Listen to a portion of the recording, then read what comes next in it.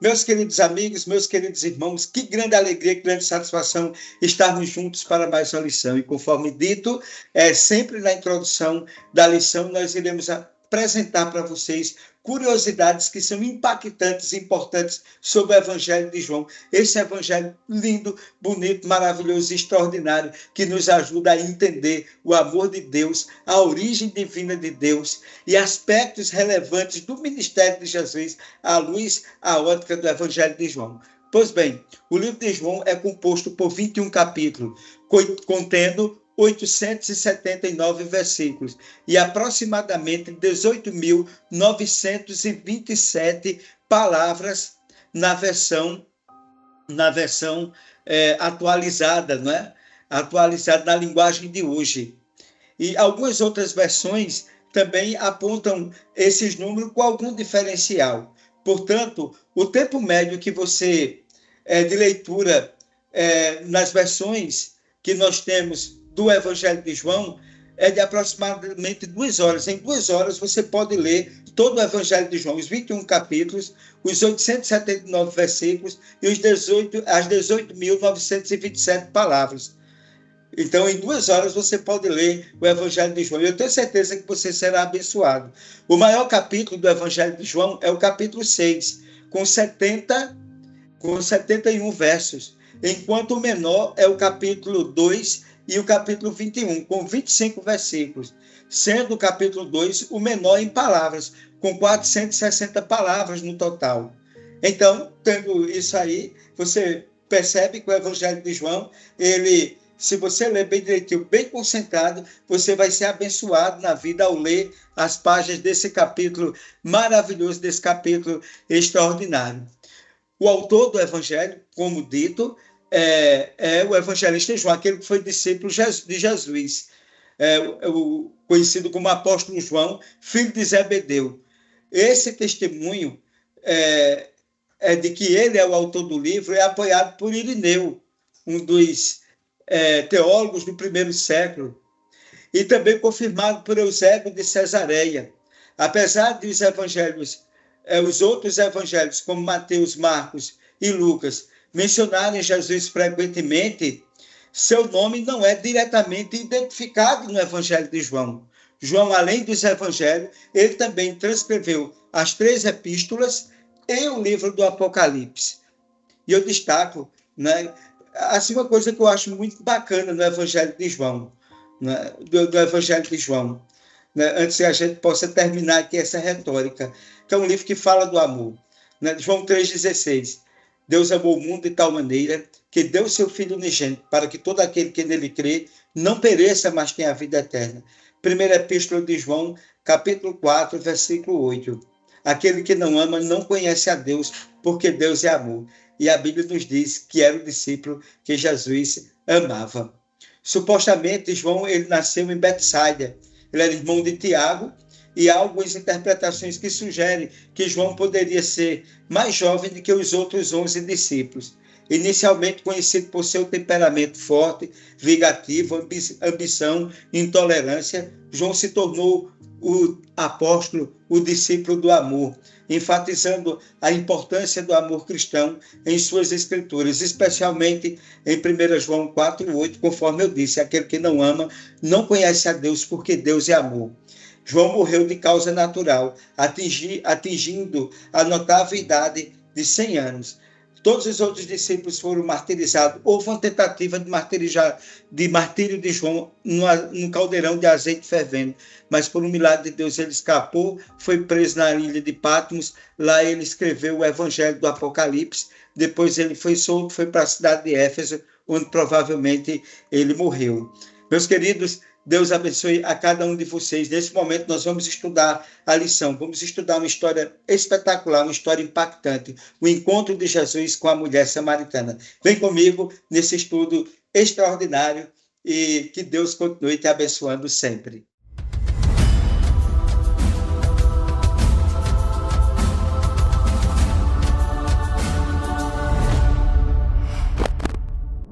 Meus queridos amigos e minhas queridas amigas, um feliz sábado para todos e para todas. Que grande alegria, que grande satisfação estarmos juntos para mais uma recapitulação desse estudo da lição que tem um tema extraordinário concernente ao Evangelho de João. A lição número 5 traz como tema para o estudo, para a abordagem, o testemunho dos samaritanos. Que história poderosa essa apresentada no Evangelho de João.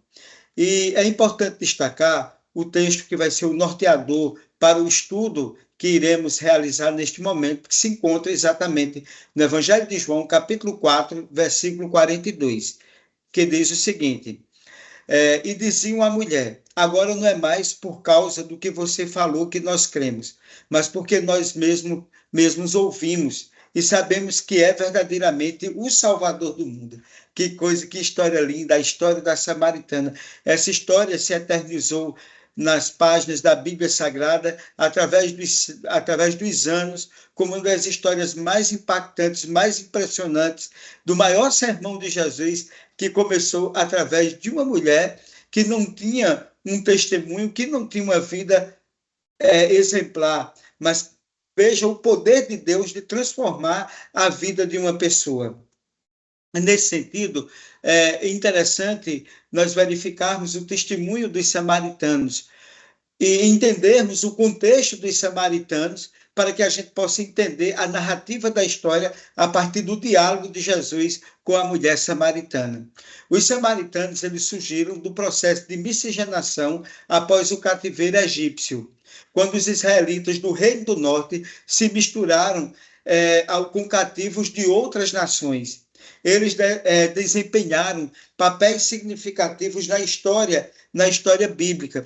Infelizmente, após a morte de Salomão, como o reino de Israel ficou dividido entre o reino do norte e o reino do sul, como dito, o reino do norte se misturou com outras nações e perdeu com outras nações, e eles perderam a identidade. E o que aconteceu? Eles foram rejeitados na reconstrução do templo, porque eles já não tinham mais a identidade que o povo de Deus, o Reino do Sul, apesar da perseguição, apesar de todas as adversidades, eles mantiveram a identidade com o Deus verdadeiro. Eles tiveram a oportunidade de conhecer Jesus também.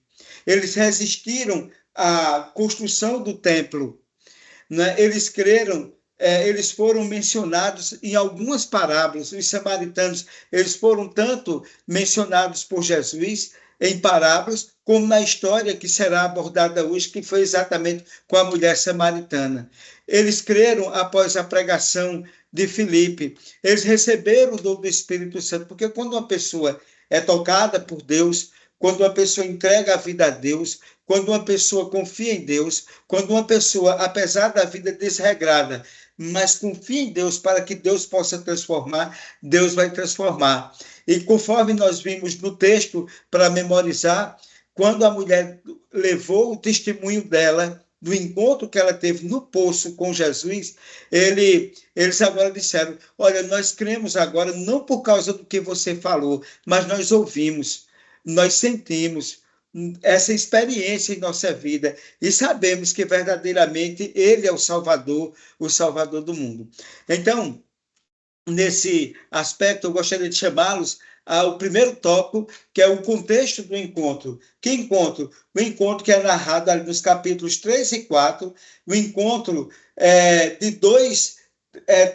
duas pessoas que foram transformadas por Jesus. Nós já sabemos, estudamos semana passada, o capítulo 3, ele narra o encontro de Nicodemos com Jesus. Ele era um líder fariseu respeitado, ele procurou Jesus à noite, ele conversa sobre um novo nascimento com Jesus e, confuso com as palavras de Jesus, sem querer entender, ele acabou entendendo e ele acabou compreendendo. Então, o capítulo 3 trata dessa narrativa. Agora, o capítulo 4, ele trata da narrativa de uma pessoa completamente diferente de Nicodemos.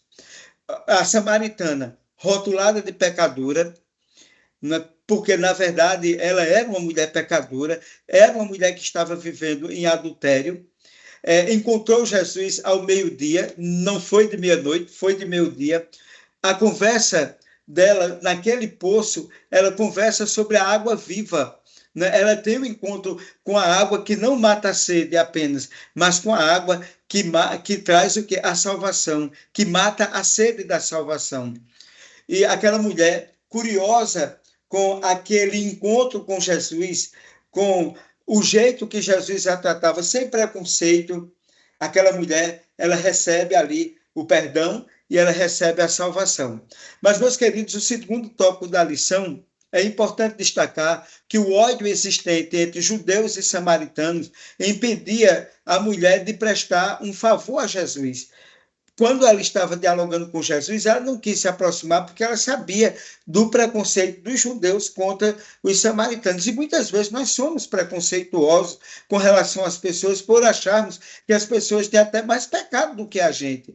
Mas muitas vezes nós não entendemos que as pessoas que nos rodeiam e as pessoas das quais Deus nos dá a oportunidade de conversar, essas pessoas, quem sabe, não têm a necessidade de ouvir palavras que possam transformar. E é interessante observar que o Salvador, com o tato nascido do amor divino, em vez de oferecer um favor à mulher, né, oferecer um favor à mulher, ele pediu um favor à mulher. Qual foi o favor? A água. Ele pediu água à mulher. Jesus pede algo físico à mulher, mas Jesus oferece para ela algo espiritual. O que é importante destacar? A água é necessária para a vida. Os seres humanos não conseguiriam existir sem a vida. E você veja que o nosso planeta ele tem 70% de água, 30% de terra, mas nós temos um grande problema de água potável para o sustento, porque a água é vida, para o sustento do ser humano. Portanto, a água também pode ser uma ilustração grandiosa, poderosa, maravilhosa e extraordinária, apropriada para relacionar a vida eterna. Se água é vida, sem água não há como ter subsistência. Então, sem a água viva, sem Jesus Cristo, que representa essa água poderosa, maravilhosa, extraordinária, que é apropriada para a vida, para a vida eterna. Porque Jesus disse: eu vim para que todos tenham vida e vida em abundância. E nesse sentido, o próximo tópico da lição, o terceiro tópico da lição, aquela mulher, quando entendeu a água que representava Jesus, a salvação que Jesus queria oferecer para ela. Senhor, dê-me dessa água. Quando Jesus ofereceu água viva, a mulher pediu água literal. Ela raciocinou que a água que Jesus ofereceria evitaria idas ao poço, reduzindo o risco de enfrentar pessoas. Portanto, Jesus tocou em um assunto que a mulher queria evitar. E qual era o assunto? Né? O assunto da vida particular dela. E veja que Jesus não expôs a vida dela em um grupo de pessoas. Jesus conversou ela na confidência dela para mostrar aonde era que estava o ponto que aquela mulher precisaria ser resgatada. Jesus demonstrou que conhecia o pensamento da mulher. E eu digo a todos vocês que Jesus conhece os nossos pensamentos, ele nos conhece melhor do que nós nos conhecemos, ele sabe onde nós estamos errados, ele quer endireitar o nosso caminho, porque ele é a água da vida.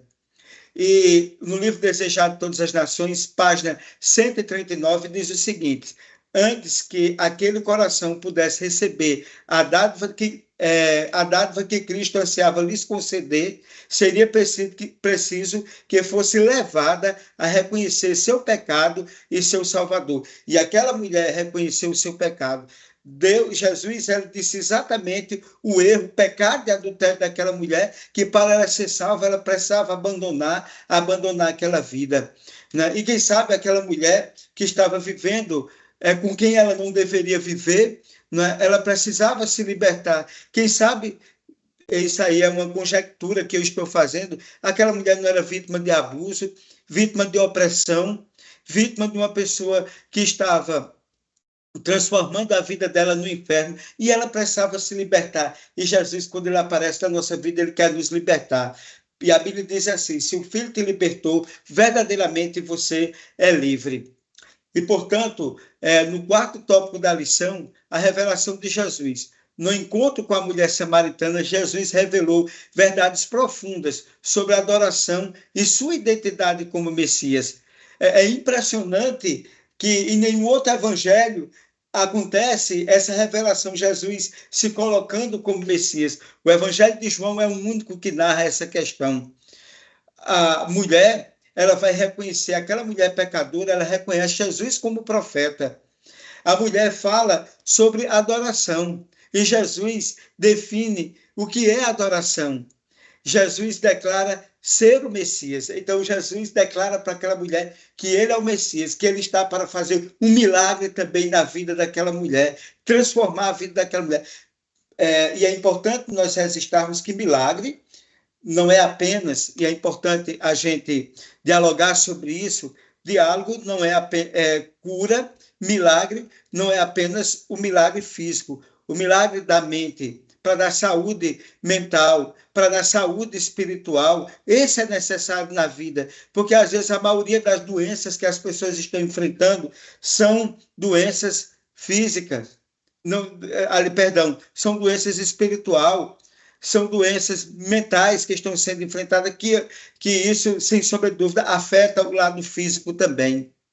E é importante destacar, antes de seu julgamento, Jesus revelou o seu Messias apenas uma vez, e foi para uma mulher samaritana, uma mulher anônima, uma mulher pecadora, uma mulher que vivia em pecado.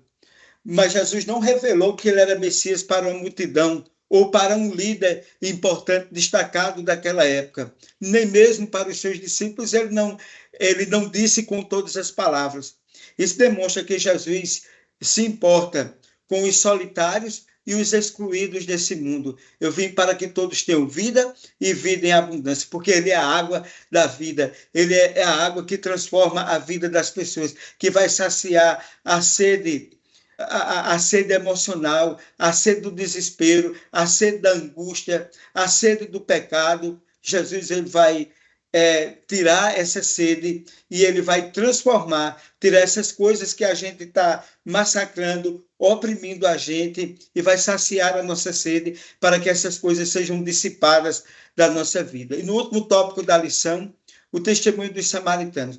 E como foi importante, aquela mulher, ela sai da presença de Cristo após conversar com ele. A mulher samaritana deixou o cântaro e foi testemunhar o seu povo. Então, o inesperado aconteceu. Os samaritanos foram impactados porque eles sabiam muito bem quem era aquela mulher, os pecados daquela mulher, mas eles viram que aquela mulher ela foi transformada. E eles saíram da cidade e foram até Jesus. Creram pelo testemunho da mulher, pediram para que Jesus ficasse com eles, creram pela palavra de Jesus e pelo testemunho daquela mulher, reconheceram, assim como aquela mulher, que Jesus era o Salvador. E, meus queridos, eu e você, não importa qual a situação que nós estamos passando, não importa qual o pecado que nós tenhamos cometido. Jesus disse, eu vim para que todos tenham vida e vida em abundância. Porque ele está nos dando a verdadeira água, a água da vida. E ele vai impactar a nossa vida. Ele vai transformar. Ele vai tirar toda essa sede de pecado que a gente tem, todas essas mazelas que nós temos na nossa vida, o desespero, a angústia, a solidão e tantas outras coisas ruins que existem em nossa vida, que está nos massacrando, que está nos secando, para que nós possamos ter vida e vida em abundância, porque ele é a água capaz de saciar a sede. Creia nesse Cristo. E o encontro daquela mulher no poço, naquele poço, daquela mulher samaritana, Jesus está quebrando barreiras, Jesus está quebrando preconceitos, para dizer a você que não importa o que teu filho tenha feito, não importa o que teu marido tenha feito, o que tua esposa tenha feito, não importa o pecado que você enxerga na vida das pessoas. O que importa é o tamanho de Deus para perdoar o pecado da vida dessas pessoas e serem acolhidas. E através de mim e de você, nós podemos levar para eles a água viva. Assim como aquela mulher samaritana, ela recebeu e ela levou e ela trouxe as pessoas, a cidade inteira. Creio que ali foi o maior sermão de Jesus, que começou com uma mulher. Entrega teu caminho ao Senhor, confia nele e o mais ele fará. Deus te abençoe ricamente. Deus me abençoe. Deus nos dê a paz que nós tanto precisamos. Que Ele abençoe nossa casa, nossa vida, nossa família, nosso trabalho, e que nossos sonhos e a nossa vida seja guardada e guiada, protegida pelas mãos divinas do Senhor. Diga amém aonde você está. E neste momento peço a você que curva os seus olhos, que curva a sua fronte e feche os seus olhos e vamos falar com Deus. Amado Deus, querido Pai, nós te agradecemos pela oportunidade de estarmos juntos para mais uma recapitulação da lição. Perdoa as nossas ofensas, dá-nos, Senhor, a direção do teu Santo Espírito, fica conosco, nós te pedimos isso em nome de Jesus. Abençoe as pessoas, Senhor, que estão assistindo neste momento a recapitulação desse estudo, que elas sejam abençoadas, guardadas e guiadas pelo Espírito Santo. Nós te pedimos em nome de Jesus. Amém. Meus queridos, muito obrigado por participar, por nos ouvir. Compartilhe o nosso canal, dê um like no nosso canal, se inscreva no nosso canal e que Deus continue te abençoando sempre.